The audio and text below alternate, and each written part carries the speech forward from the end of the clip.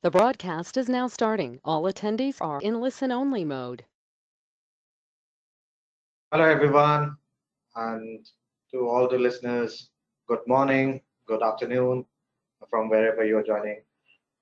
Thank you for joining us today as we present the Drewry LPG shipping webinar. I'm Aman. I'm the Senior Manager for Gas Shipping at Drewry Maritime Research. And for today's webinar, joining me is Pratiksha Negi, Lead Analyst for LPG Shipping, Nisha Manav, Research Analyst for DMR, and Sean Fairley, Consultant with Drewry Maritime Advisory. In today's webinars, we will be covering about LPG trade, shipping rates, all the phenomenon that has been happening in terms of geopolitical tensions, the tariffs, and any other event uh, that can sway LPG shipping, let's say, in the coming times. So this webinar is going to be of 30 minutes, where we will be speaking for 20 minutes, and then 10 minutes is for questions and answers. So the questions box is now open. At any point during the webinar, you can put your questions there, and we will try our best to take as many as we can at the end. So without further ado, let me just start and give you a little brief of where we are in the market right now. So 2025 has been a very volatile year for LPG shipping. There have been multiple events which have been influencing LPG shipping in all ways and forms. The biggest one has been the US-China tariff war, and that had a tremendous impact on the rates, as you can see on the chart there. Along with it, we also had the geopolitical tensions in the Middle East, where the post-tariff war curbed the vessel supply.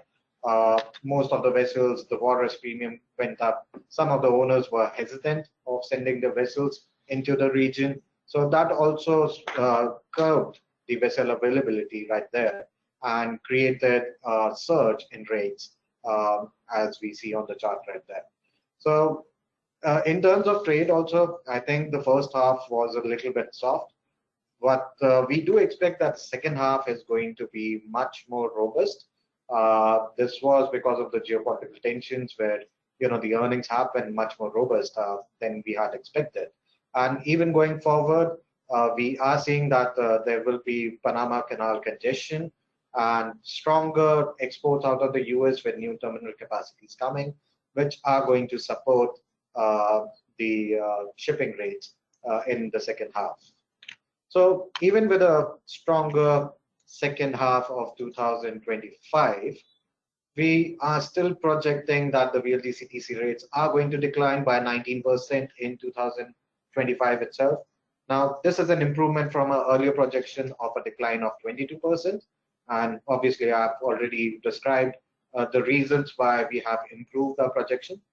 And in the coming years, in our forecast period till 2030, we see that the fastest fleet expansion during 2026 and 2027, with a lot of VLGCs and VLACs coming, that is going to create a vessel surplus. There are concerns about that, and that will lead to weaker earnings, as we have projected on the screen.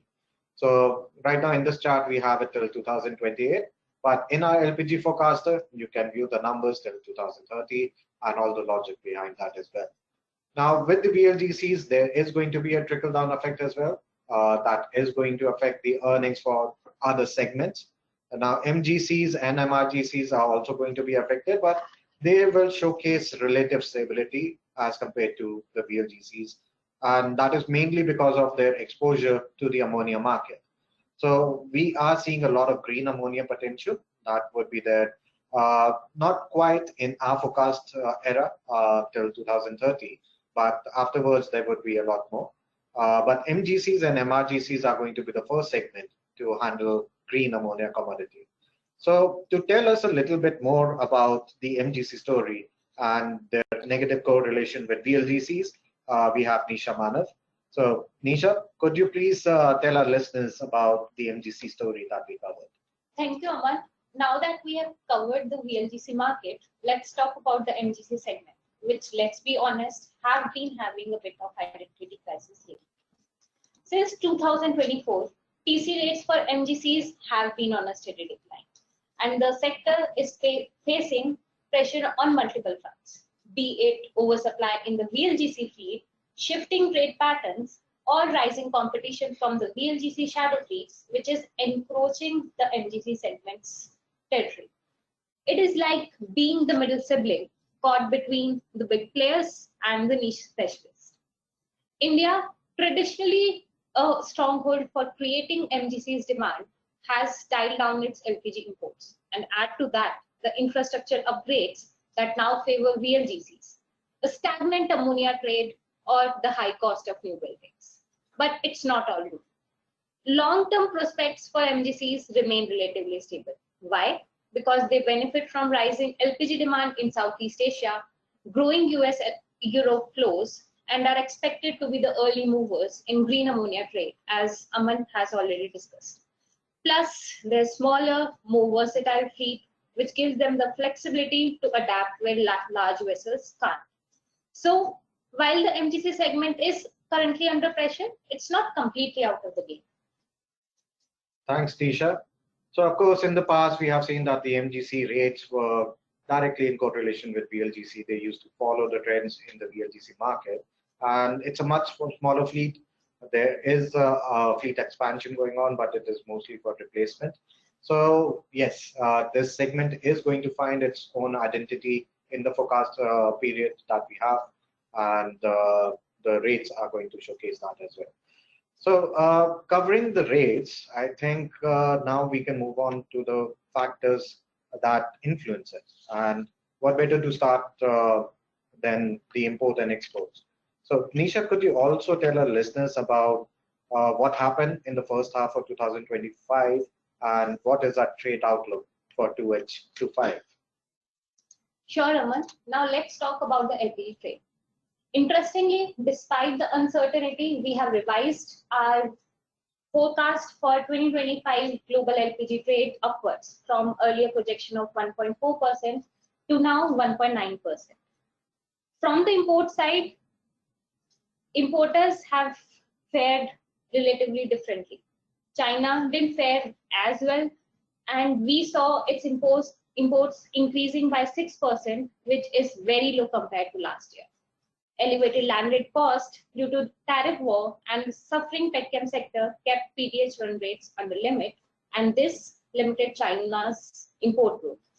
For India, LPG trade declined 4% year on year. What caused it? High Saudi CP prices and a dip in residential demand. This has limited India's import growth for 2025, and we expect it to remain at 1% for the year, which is far less as compared to what we saw in 2024. Japan, however, really stepped up as an unexpected hero, with its imports rising by 8% year on year. A surge in demand from its petchem sector as petchem players capitalized on the arbitrage opportunities created due to US-China tariff war, and their restocking demand also caused higher imports.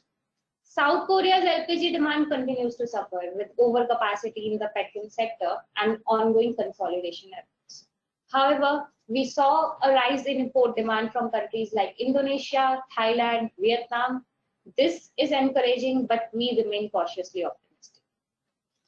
From the supply side, LPG supply improved in 1H25 thanks to robust Middle Eastern supplies, which saw an 11% year-on-year rise in first half of 2025, and US supply, which saw a growth rate of 6% year-on-year in first half of 2025. Middle Eastern supply improved due to accelerated OPEC plus production cuts, and US LPG supply improved because of robust natural gas liquids production. However, Australia saw a dip in exports. Canada's exports remained steady, but the direction of imports changed from Japan to China thanks to US-China tariff war. So, while the big players kept supply robust, constrained supply from other restricted overall growth. For the forecast period, we expect both Middle Eastern supply and US supply to remain robust. US supply will be powered by increased terminal capacities, while Middle Eastern supply will be powered by discovery of new natural gas fields. Thanks, Nisha. Of course, risk remain for the exports forecast of ours. Declining US rig count that we are observing right now. The natural gas prices, they can have an impact on the NGL production in the country. Then into the Middle East, tension still persists, and the US sanctions on Iran are some things that we need to watch out for as we look at the LPG exports. Okay, so moving on from LPG, let's move on to a sector which is accounting for a large part of its demand, the petrochemicals. So, Pratiksha, Negi, could you please step in and tell our listeners about the petrochemical trade outlook for the second half of 2025, and also a brief about what happened in the first half? Yeah, sure, Aman. Coming to the petchem trade, the trade has been underperforming, something that we were expecting since the start of this year. Multiple factors have been contributing to this, such as China's weak downstream demand and its slow economic recovery, coupled with European sluggish industrial output, and of course, geopolitical tensions and tariffs, which have been causing continuous frictions in the world orders. With this, in the first half of 2025, olefin trade was down by 3% YOY basis, with ethylene and propylene trade registering a downturn, while butadiene showcased a mixed trajectory. Now for 2025, we remain pessimistic about any grand recovery happening in the remainder of this year, and therefore we are expecting a steady road for olefin trade, resulting in stable rate for SR vessels. I would like to touch upon the two pressing developments that we are eyeing and what are they carrying for the LPG shipping in the medium to long run. The first one is the rationalization of petchem output in Europe. We expect Europe's petchem closures to support seaborne trade. This will be supported by the recovery in the European petchem demand, as several ethylene crackers are scheduled to close in 2025 and 2026. Now, multiple factors such as high energy and feedstock cost, upcoming environmental regulations, policy shifts, and growing competition from newer, cheaper, and more efficient facilities, especially in the US and Asia, will continue compelling European producers to rationalize their output. The situation is unlikely to reverse as demand fundamentals showcase limited change until 2030. With this, the region is likely to change its course, increasing its reliance on imports and curtailing its domestic production.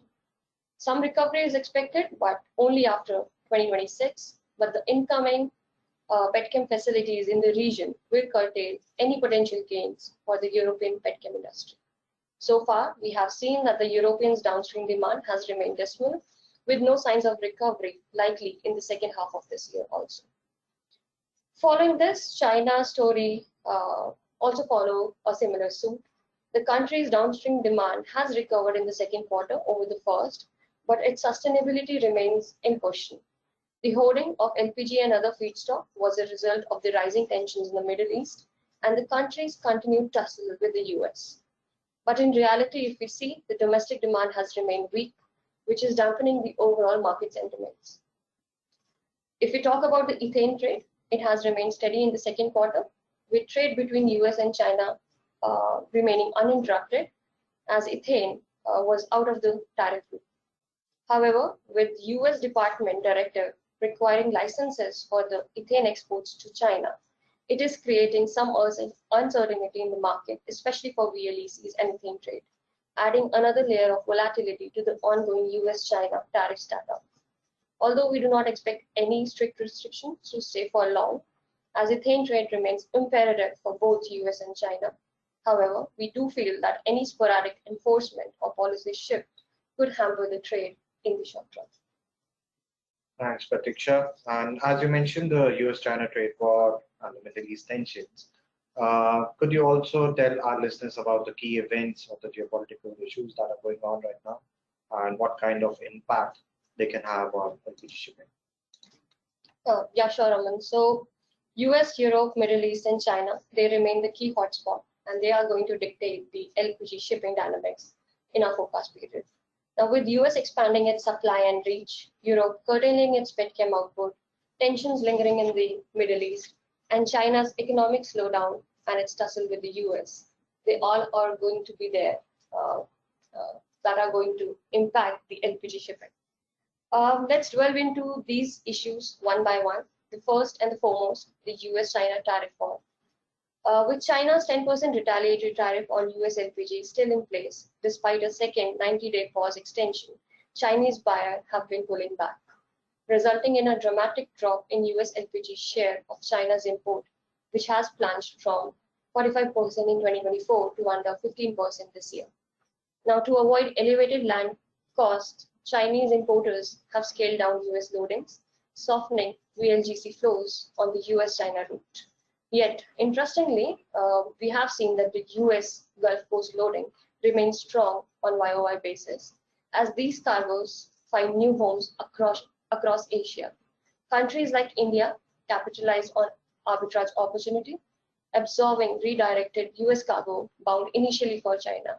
Saudi Aramco facilitated this shift, rerouting US origin cargoes to India via Cape of Good Hope, which resulted in increased ton-mile demand.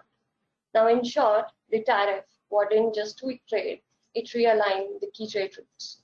While LPG shipping gained from it, we expect that this situation cannot last for too long, as China's pivot from US LPG won't be a sustainable one, given the limited substitution possible there, especially with the Middle East cargoes.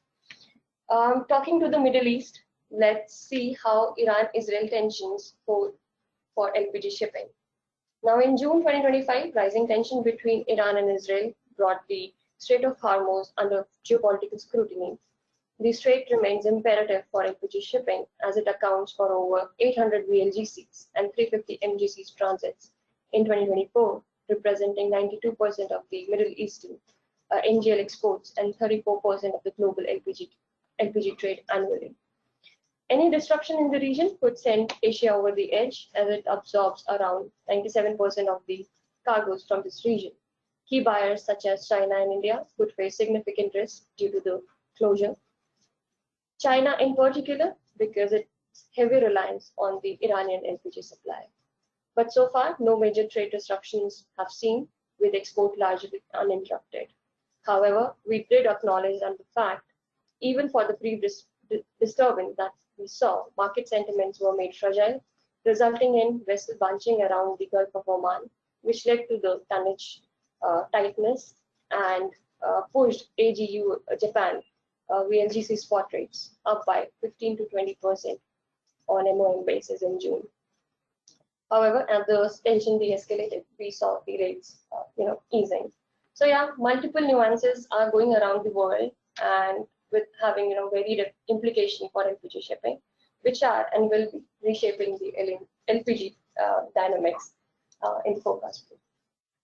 Thank you, Pratiksha. And indeed, so they have been having an impact. In this slide right here, I'm going to explain about how these geopolitical tensions and the events are reshaping the transit routes that VLGCs and other LPG segments have been taking. So the changes in transits, it has been happening for some years now. I think we saw the major one in 2023 with the Panama Canal rot, and then it kind of continued to happen. We saw the closure of Suez Canal because of the Red Sea crisis and the tensions there. And ever since, I think the Suez Canal transits have remained very low. Only some vessels are transiting it, but mostly for Saudi Arabia and within the Red Sea itself. So similar changes we did observe in the first half of 2025. Mainly, most of the VLGCs, they switched over from the Panama Canal to the Cape of Good Hope. That was mainly with owners trying to limit or escape the high transit fees that they would have to pay at the Panama Canal. It was also supported by the increase in the available fleet supply that was in the market and the lower charter rates that was available. But trends are changing, and now we are seeing that the Panama Canal transits are beginning to go up. At the same time, transits through the Cape of Good Hope are beginning to come down. Now, there was a very good phenomenon that was happening, and which we observed was that the VLGCs, in the laden phase, voyages were taking the Panama Canal, but while returning to the US, they were taking the Cape of Good Hope while in ballast. Now, this changed temporarily when the Middle East crisis was happening, and there was a rush to book the cargoes. This kind of created a tightness in the fleet supply, and as a result, we saw that the Panama transits were increasing again. Even now, I think the Panama transits are at a high, but we are not very sure whether this can continue because it will be a lot of congestion at the canal, and that will force a lot of the traffic back to the Cape of Good Hope. So this is going to be beneficial for LPG shipping as it is going to absorb all the additional fleet supply we have in the market and boost the earnings as well. So talking about fleet supply, let me tell you about the development. The LPG shipping fleet is projected to expand at a CAGR of 8.4% between 2025 and 2030. This is mainly because of the delivery schedule that we have. Now, 2025 was a lean delivery schedule. We do not have a lot of vessel deliveries scheduled for the second half of 2025, but the deliveries are going to accelerate from 2026 and 2027 with the number of VLGCs and the VLACs. This is the specialized, very large ammonia carriers that we have that are going to start being delivered. At the same time, on the demolition front, 2025 again has been a lean year, mimicking what we saw in 2024. But we are optimistic that the demolitions are going to rise from 2026 as regulatory compliance and weaker earnings that is going to be a result of the vessel surplus is going to force some owners to take some drastic measures. Even the VLGCs, where demolitions are rare, are expected to hit the scrapyards, and we have identified 30 or 40 so VLGCs that may face scrapping in our forecast period. In terms of new orders, they have been low in 2025 as well. It has been a result of a combination of high ordering in 2023-24, the high new build prices, and also the USTR 301 concerns that is harping the orders. Owners are looking to be in a wait-and-see approach, but interest for specialized carriers, mainly for ammonia, ethane, and liquefied CO2, remains high. And also for replacement ordering, where owners are trying to replace their older vessels with modern dual-fuel carriers. While we are on the topic of new build prices, let me introduce Sean Fairley, who has been a part of Drewry for 2 years, and he has an experience of 25 years covering various shipping industries in London, Amsterdam, and specializes in shipping finance to give us his 2 cents about the new building price scenario and the outlook. So, Sean, over to you. Thank you, Aman. I'll just give a snapshot of the development in new building prices. You can see on the right side of the slide that VLGC prices, which is a proxy for LPG in general, has been steadily increasing for a number of years. However, recently there's been a change. In 2025, prices have started to level off, and in the second quarter of this year, the price for a new building VLGC declined marginally to 122 million. Now, it doesn't seem like a large decrease, but this is the first time the prices have leveled off for a number of quarters for quite a while. So it may be something to note. Now, the reason for this is there's a number of reasons, but one of the reasons you can see on the left side of the graph, you can see that new orders have fallen in recent quarters. This is not just exclusively VLGCs on this graph. This is all LPG carriers over 70,000 cubic meters. Now, LPG is not the only sector where prices have declined and orders. We can see, we know that LNG and container carriers in particular, the orders for those sectors have declined in recent times. And it's expected that this will open up delivery slots in later years, particularly by 2028. Now, in addition to that, Japanese yards have also returned to building VLGCs, and this is expected to create more competition between Chinese and Korean yards, also potentially leading to an easing of prices. Now, back to the left side of the graph, you can see that VLACs, the ammonia carriers, they were the leading in the orders during 2024. You can see that on the graph, the purple section, if you like. But this slowdown, these orders slowed down so far to date in 2025. Now, the reason for this is partly due to some uncertainty of the ammonia projects, which is alluded to earlier. But we don't know if we don't expect that this will last. The price differential between a VLGC and a VLAC is only around 2 million, depending on the specs. And it is believed that VLACs will continue to pick up orders in future as owners are likely to choose to add the small amount of extra cost to give them the opportunity to trade ammonia in the future. So yeah, sorry, that's just a very short snapshot of price developments. So I'll pass you back to Aman. Thank you very much, Sean. And for the audience, let me quickly go through a summary of what we have covered so far. So VLGC rates are projected to decline 90% in 2025. The second half is expected to be stronger than what we saw in the first half. And that is because of the slow fleet growth in 2025 and all the geopolitical tensions, the trade pattern changes that is now squeezing the fleet and providing a boost to the shipping rates. Now, for the LPG trade, the growth projection has been revised. We now project the trade to rise at 1.9% in 2025, up from 1.4% that we were projecting earlier. It is mainly because of the higher LPG supply from the US and also the Middle East, where the OPEC plus production cuts reversal is in full swing. Now, there are a lot of factors that we need to watch out for, and this includes the US-China tariffs. The story isn't over here yet. There is a lot of things that we need to watch out for, and things will develop between the tariff wars and everything in there.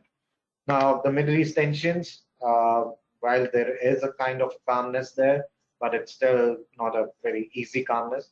So this is also something that can impact the LPG shipping market. Then we have the China demand concerns, the US hurricane season, which is now active, and the Panama Canal congestion that together can create a lot of shipping inefficiencies. And so our forecast for 2025. So more about the forecast period, we expect the fleet growth to accelerate in 2026 and 27, with a number of VLGCs and VLACs scheduled to be delivered. Now, new ordering has been slow in 2025, and we don't expect a major correction during the second half. In 2026 as well, we do not expect that new orders are going to improve great deal because of the vessel surplus concerns. But we do expect the replacement orders to continue to trickle in, and these will not be for the larger carriers like the VLGCs or VLACs, but for the smaller ones. So we are looking at MGCs, small coasters, and large coasters. And of course, there will be a steady stream of orders for ethane carrier business as well that will keep the orders rolling. So this was from our end, and I believe that we are also at the end of the time. So let's take a couple of quick questions. I'm sorry, that is all the time that we would be having. Okay, the first one, what was the impact of USTR 301 regulations on the shipping industry, particularly LPG? Did we see a decline in the orders at the Chinese yards? Okay, thank you for the question. Of course, the impact of USTR 301 was pretty much visible. We did see a fall in orders, not only in LPG shipping, but throughout the shipping sector as well. Now, it wasn't the case that it was all, like right now, I think overall the shipping industry orders are down by at least 60, 70, 80% as we go through the different sectors. It isn't all because of the USTR 301. There were multiple factors in place a lot many slots at the shipyards were already booked. Some sectors were going full steam with their new ordering, albeit like LNG sector or container ships. So right now, in 2025, I think that is the breather year that we are seeing. But USTR 301 has definitely had an impact. The orders that we were earlier expecting in the year, they have been put on hold or on the back burner. And at the Chinese yards, there have been a definite decline. So we were analyzing it when we were making the LPG forecaster this time. And what we saw was that at the Chinese yards, the orders that they received in 2025 was mainly from domestic customers, while the foreign ones, they were going towards South Korean and Japanese yards, as Sean mentioned. So a definite impact there. And I think there would be a little more clarity on these regulations and what kind of impact they could have in the long term a little later, I think after October or so. But till then, yeah, the orders are going to be a bit limited. So very quickly, let's take a second question. So now this is about the Indian LPG market. So what are your expectations for overall demand in 2026? I believe this is for India. And are you expecting India to maintain a higher share of its imports from the US? Okay, so for 2025, we have actually downgraded our projection to 1% rise for Indian imports. And for 26, we think that they are going to recover. I think we are projecting them at 7% or 6% rise. And this is going to be because of the production problems in the country. Of course, there is going to be a lot of LNG penetration in the CGD networks, but India has continued its subsidy program that is going to continue aid the demand in the country. And also the rural areas in the country, they are going to continue to increase the LPG demand. In terms of imports from the US, yes, this year we did see an increase of very sudden surge where India, which traditionally imported almost all of its LPG from the Middle East to go towards the US. Now, these were swap cargoes or resold cargoes from ADNOC and Saudi Aramco that were appearing on the Indian ports. And I think in the quarter, we nearly took the tally to 1 million tons, and that was never seen before. But we do not believe that India will maintain the higher share of its imports from the US. The first factor would be that China, which relied a lot on the Middle East when the US-China tariffs were imposed, the retaliatory tariff was there. It might, and it is more likely to go back to the US. We are already seeing higher liftings from the US for Chinese terminals. So that would in turn limit the LPG cargoes towards India, and India would then switch back to the Middle East. So the US-India tariff scenario is also not helping the situation. So I don't expect that India might be looking to increase its overall share of LPG imports from the US. Okay, yeah, I'm getting the signal that we are 5 minutes past. So that would be the last question in our webinar. We are going to be providing the recording of our webinar and all of the other questions with the replies on our LinkedIn page and through mail as well. So you can check that out. And for any suggestions or feedbacks or queries, our email IDs are on the page right there. Please write to us. We would love to hear your comments and feedback. So thank you so much for taking out the time and being a part of this webinar.